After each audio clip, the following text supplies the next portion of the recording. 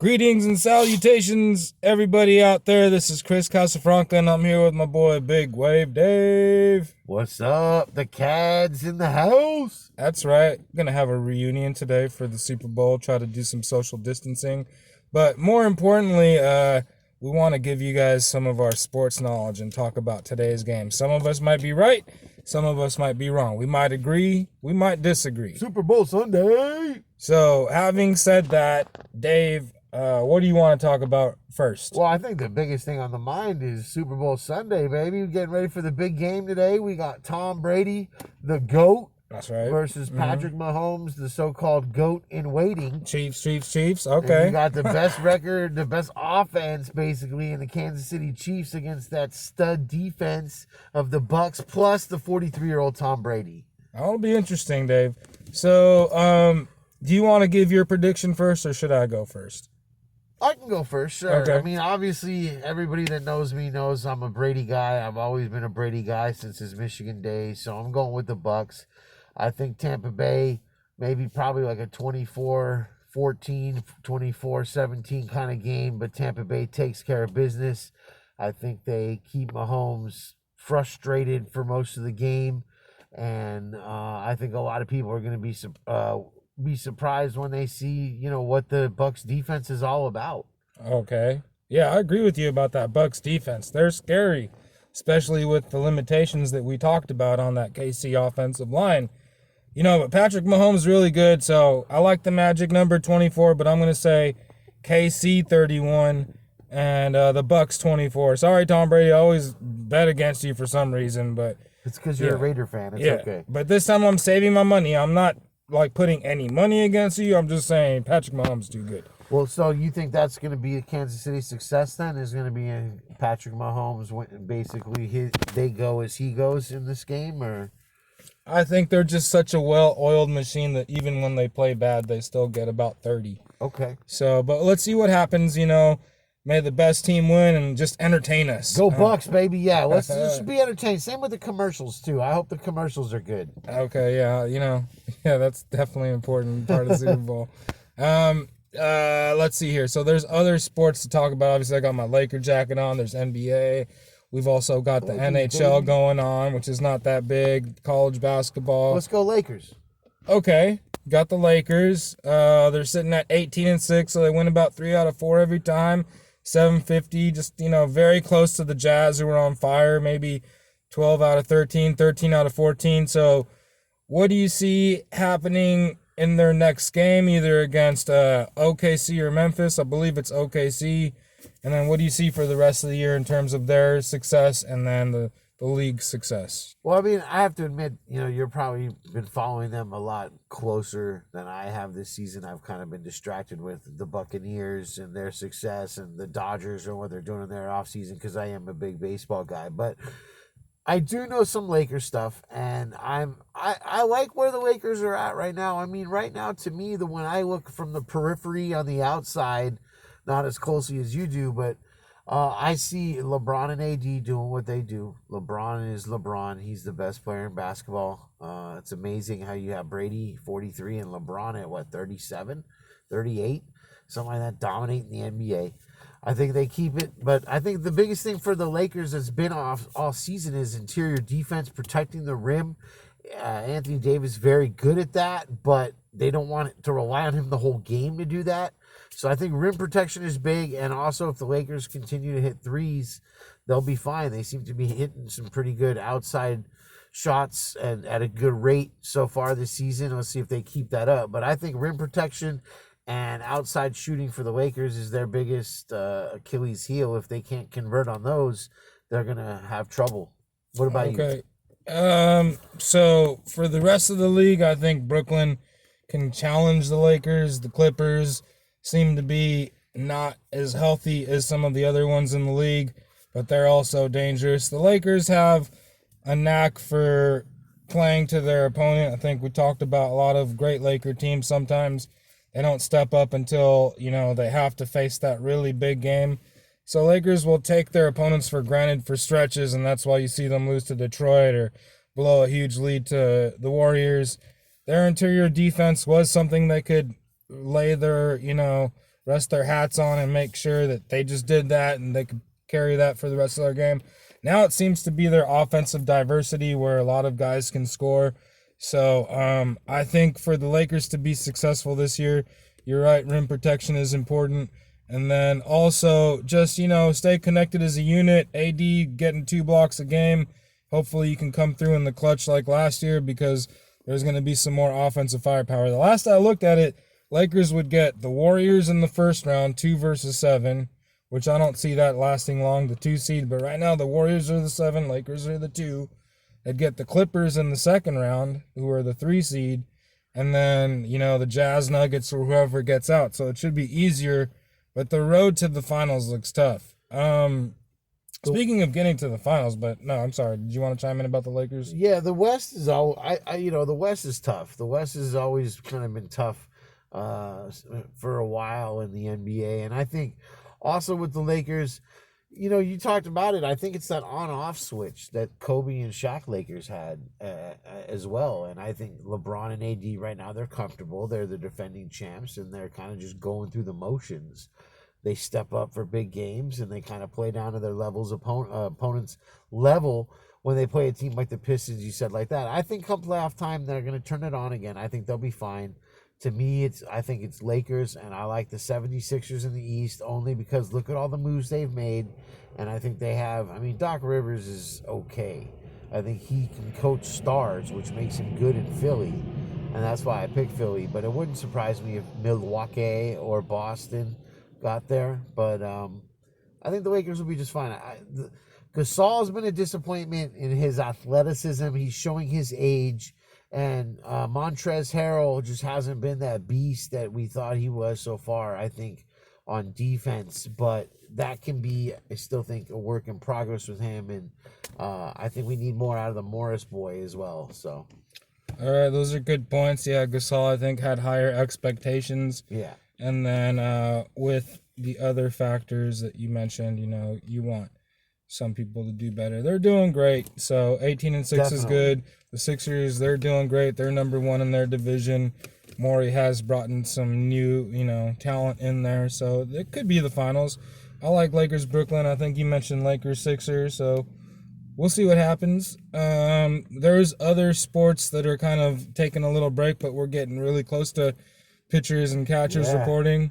I'm excited. A couple weeks. Is it? Okay. It's what? Like February? It's like the end of February. I think it's like February 20-something pitchers and catchers report. So we got a couple weeks. All right. So tell me about who you think are the Dodgers' biggest contenders.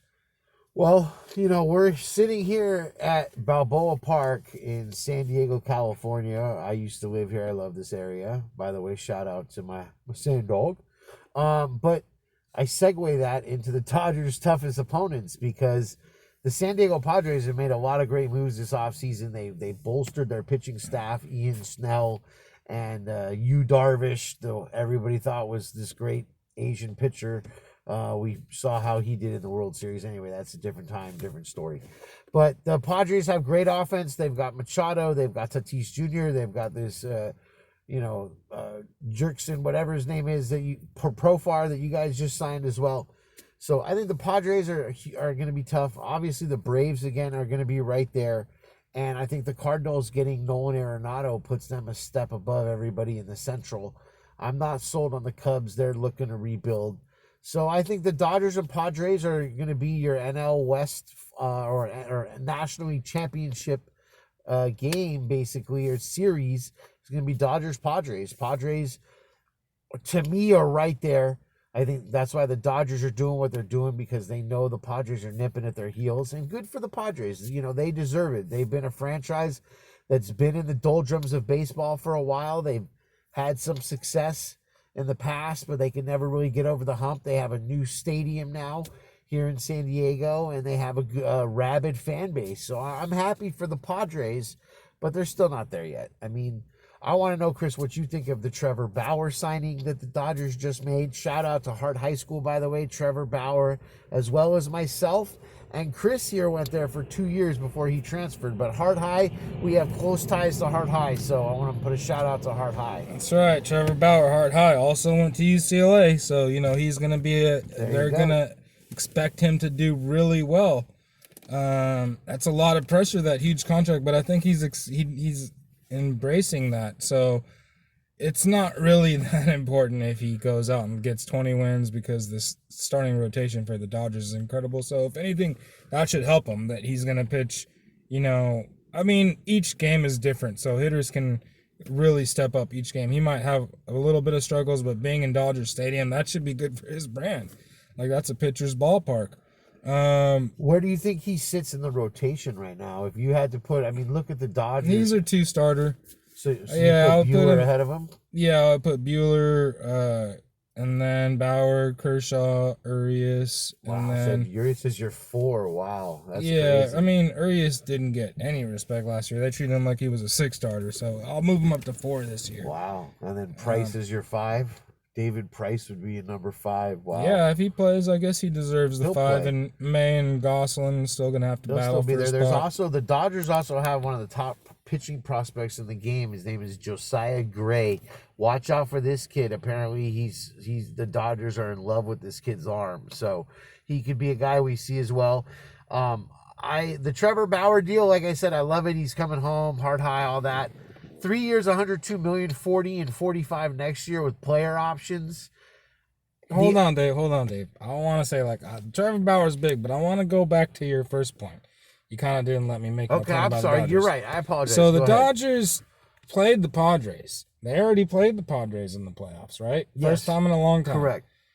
What game was it? Was it game 2 or 3 where they hit the homer, they got to the wall, and the guy jumped over the wall and made the catch? Was that Against wasn't the Dodgers, or when Bellinger did it against I think them? when Bellinger did it against them, I that was think it game was- 2, right? That was not game 1. No, it it wasn't wasn't game game one. 3. It was either game 2 or game 4.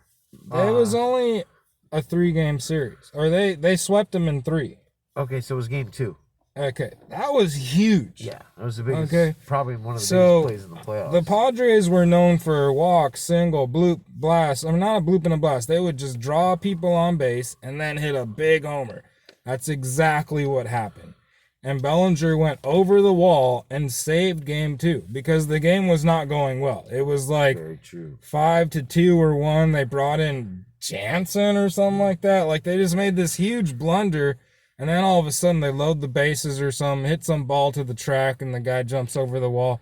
Padres are really that close. Yes. So Dave was right about them. I also think the Braves got a little bit better, and that's scary. True. So I want to just say those are the 2 teams in the AL. Forget about them. I'll just say the Yankees, whatever. Watch out for the Yankees. I agree. I All agree. right. Sorry about that. You're right. I didn't give, Okay. but yeah, the Padres, so yeah, let's see with the Dodgers. I'm happy. The only thing I'm concerned about is the future and what kind of messages that send, that Bauer coming in and just taking a top spot in the rotation, for one, coming off a World Series win, and 2, we got guys like Seager and Bellinger that are going to want to get paid coming up, and what kind of money do we have to spend on guys like that? So let's see what the future holds, but let's look for the Dodgers, just like the Lakers, to go back-to-back, baby. All right, let's hear your Super Bowl prediction for next year. You already made a prediction this year. Right, The Bucks would win. What about next year? Shoot, right now... Yeah, there might still be free agency signings. Watson No, I might go know, to the Niners. I You never know. I don't care about all that. I got you, Chris. I'm just trying to think between... Right now, it comes down to the Rams and the Bucks, in my opinion, in the NFC. I think those are the 2 best teams in the NFC. With what the Rams have done getting Stafford, and I'm pretty sure they're not done yet. They'll probably do some more stuff. So the Bucks and the Rams, I love me some Tom Brady, but I also think the Rams are right there. You're talking about how close the Padres are, Chris. I think the Rams are right there in football. So I'll go and say, because I think Kansas City is still the best team in the AFC. So Kansas City on the AFC side, although Buffalo's nipping at their heels. And I'll say the Rams. I'll say Rams, Kansas City next year. The Super Bowl is in Los Angeles next year, by the way. Just like this last one was in Tampa Bay. Tampa Bay won it. See where I'm going at? It's in Los Angeles. Go So I'm going to Chargers. say LA, Kansas City, Rams, Chiefs, Super Bowl next year. LA gets another championship. Yeah, I mean, how can you? That's a good guess. The Rams, they're getting better. They didn't play as well as that 13-3 team a couple years ago, but they're knocking on the door. So I'll agree with you. Let's go both Rams. Like, I'm not gonna disagree with that. And then in the AFC, the Chiefs are just so loaded. How can you pick against them? A lot of people like to always say, like, oh, the Ravens are coming, they're knocking on the door. Steelers looked so bad at the end. So I'm trying to, like, go off the list here, look at them good teams. Right. You mentioned how the Browns are that sleeper team. So I'm just going to go off what you said and be different and say the Browns face I want to say the Raiders, but no, let's just say Browns, Rams, Super Bowl next year. I like that. And then, if there's anything else you want to throw out before we wrap it up, it's getting towards the end here. Real quick, a shout out to Michigan college basketball, ranked number third. Yeah, they're up there right now. 13-1 overall. They got Isaiah Livers, who's a great guard for them right now, shooting guard. He's having a great season. And Hans and Franz, of course, the Wagner brother, Franz Wagner. Shout out to the Wagners and the Laker draft pick that was once Mo Wagner, a former Michigan. But so Michigan basketball, great job. Keep up the good work. And UCLA, I hope to see you guys have success as well. Yeah, those are great points. Michigan's a traditionally powerful franchise. I hope they do well, and let's root for UCLA too. That's right. Here we go. Peace. Love y'all. San Diego's been great. I love the CAD. Y'all have a great one. Go Chiefs! Bam! Bucks, baby!